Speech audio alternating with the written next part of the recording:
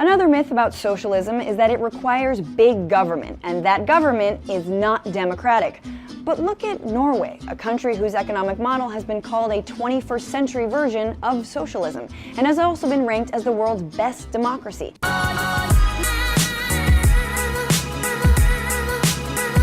How on earth did you draw to the conclusion that Norway does not have a big government, and then draw to the conclusion that Norway has been so democratic?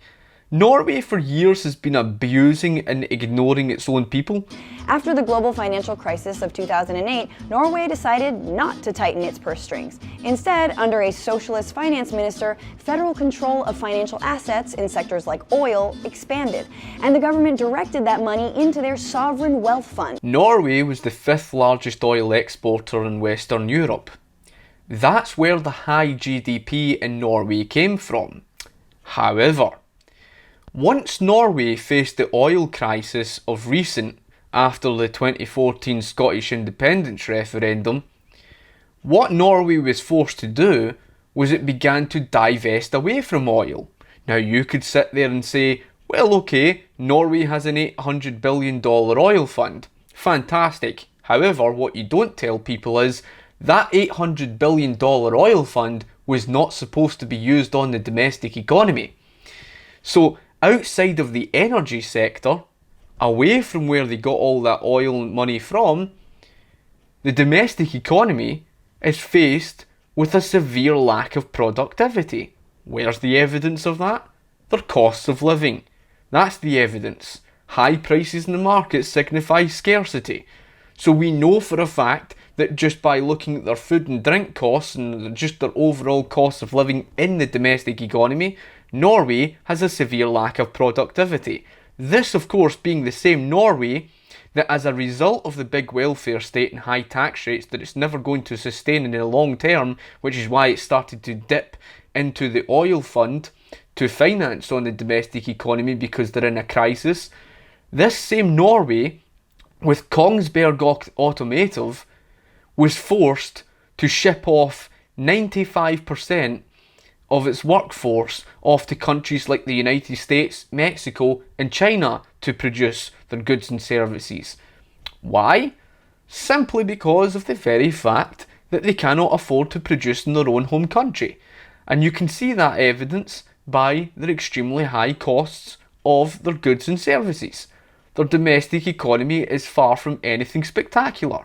Now, if you've got no natural resources, if let's just say for argument's sake you ran out of the North Sea oil because North Sea oil doesn't last forever, and let's say they run out of the natural resources, where then is Norway going to turn to in order to finance the big welfare state? Is it going to keep the high tax rates? Because eventually that $800 billion oil fund is going to run out financing the domestic economy. And what happens when that $800 billion oil fund runs out? How then are you going to pay for the big welfare state? I'll tell you how you'll do it. You'll do it by reducing the tax rates, which basically spells the end of the big welfare state. You see, you're thinking short term, 50 years. Try spending 200 years. Then we'll see how well Norway does. I guarantee you, they're already in trouble. They're already in deep trouble. And once their natural resources are gone, they're gone. It doesn't last forever. The whole point of the study of economics is not to abuse the arse out of natural resources. The whole point of the study of economics is to find the most efficient system possible with our place on this earth. And it's about finding a system that enables us to translate scarce natural resources into commodities to provide for the market without creating waste. You seem to have this idea that a country can just go on wasting natural resources and abuse it like there's no tomorrow. That's not how economics works. It's not the purpose of why the study of economics exists. It's all about finding the most efficient system possible. In other words, it's a question of how do we better improve the material standards of living of the masses whilst using the fewest resources as possible. That's what economics is about. It's not about let's abuse natural resources, let's abuse the North Sea oil like there's no tomorrow, And we'll just ignore the very fact that resources are finite. We'll ignore the fact that resources are not infinite. And we'll ignore the fact that once the natural resources are gone from the planet Earth, they are gone. There's the issue. Because there's the very problem. Relying upon North Sea oil to have a high GDP and financial economy is dangerous. Because once it's gone, it's gone. How then you going to finance the big, massive, big bloated public sector, etc.? You're not going to be able to sustain it in the long term. And Norway is already in that crisis. They're already dipping into the oil fund to pay for their domestic economy, which they were not supposed to. That was only supposed to be for a rainy day. They've already started dipping into that oil fund to pay for the domestic economy. And eventually, they've got no choice but to lower the tax rates. So, I don't know why you even turned to Norway. That was kind of putting your foot in it right there. Or national bank, which is part of the reason Norwegians enjoy benefits like universal healthcare, education, guaranteed parental leave, and oh yeah, no national debt. No national debt? Are you having a laugh? How did you even draw to that conclusion? As far as democracy goes, Norwegians are automatically registered to vote, and 78% did in the last election, compared to our 55% in the last election. Not that the stakes were high. Because the United States of America is not a democracy. The United States of America is a constitutional republic. Now, you cringe at that, but the difference is the United States still has their constitutional right to gun ownership. It still has its constitutional right to defend individual rights to some degree or another. Norway, on the other hand, had its arse torn out of them. The people were ignored in their so-called democratic system, and the government went ahead and flooded their country with immigration. And look how that turned out with all the no-go zone areas. Norway has 9 parties instead of our 2, a parliamentary system of proportional representation instead of our winner-take-all system, and Norwegians have reindeer. Can we have nothing? Yes, that's correct. Norway does have its own wildlife, like every other country has wildlife. What are you talking about? The United States has many different kinds of wildlife. And that wildlife no longer even exists in countries like Scotland. For example, thousands of years ago we used to have wolves. We used to have the bears and the black boars, etc. that roamed Scotland. We no longer have that. In America today, you luckily have things like mountain lions that we don't have. You have wolves that we don't have, which is the most important thing to the ecosystem. You have things like the black bears, etc. that we don't have. You have a lot of wonderful things. Even, I don't know about moose. I think you've certainly got buffalo, etc. that we don't have. You've got all of those things. When all of the myths above fail them, conservatives always resort to a final myth about socialism, which is capitalism is better.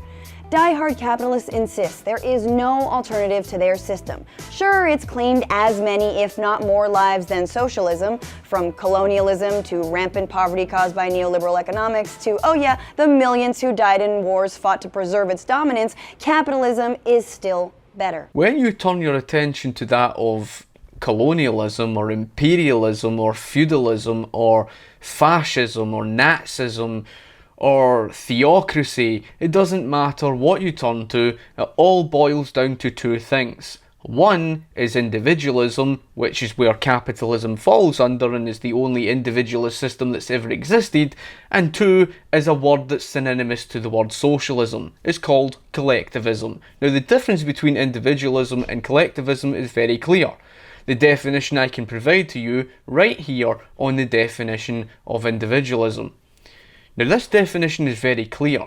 The definition of individualism means that it's freedom of the economy, freedom of the individual, free from government intervention. That's simple as that. That's what individualism's based on. That's what capitalism is. It's the free market. It's not about controlling interest rates. It's not about controlling the ratio of your money. It's not about dictating what your money is. It's leaving it to the free market. That's what capitalism is. It's not about government regulations, it's about the market regulating itself. So capitalism is based around individual freedom, individuals having their free choice to pursue their own economic goals and paths. How you drew to the conclusion that the likes of feudalism, theocracy, imperialism, colonialism were somehow to do with capitalism is beyond belief. Why? Because these were inherently collectivist. Now, whether you like it or not, it doesn't matter whether you come out and argue whether it's in the hands of the people collectively or in the hands of the state collectively, it doesn't matter. Collectivism in practice, not in your theory, collectivism in practice places the state as the central authority over the whole economy, and it is the central planner. It's the one that controls and conducts and directs the economy and is the one that plans production. It's collective ownership and control over the means of production. That is precisely what colonialism and imperialism and feudalism and fascism were all about. They were all based off political centralisation. That's correct, what basically defines socialism. So essentially, imperialism, colonialism, fascism, feudalism, Nazism, they were all branches of socialism. To say that this was the fault of capitalism is erroneous, because capitalism's got nothing at all to do with political centralisation. It's all about decentralisation, and that is what completely contradicts that very statement where you go on to say, oh, it was all the fault of capitalism for all that colonialism and imperialism, etc., etc. It wasn't. The fault of those very things was your socialist government intervention that would not let the market be and instead constantly intervened through socialist protectionist tariffs, socialist internal improvements, and if it wasn't for things like that, you were then subsidising and then financing your wars through socialism. So yes, when you look at American history, when you look at British economic history, you can certainly blame socialism for all of that. Just watch how economist Milton Friedman, the Bunsen of free enterprise, defended his ideology in an interview with a barrage of whataboutisms. But it seems to reward not virtue as much as ability to manipulate the system. And what does reward virtue? You think the communist commissar rewards virtue? You know, I think you're taking a lot of things for granted. And just tell me where in the world you find these angels who are going to organize society for us. In Norway! We've been over this! They're with the reindeer! The way you paint Norway is as if it's this utopia, and it's anything but. And I've already been through that. But if that kind of cynicism is what defends unfettered capitalism, maybe we should rethink it. But listen, I am happy to be proven wrong, which is why I'm going to consult my conservative panel. Hey, conservative panel, what do you think about all these socialist myths?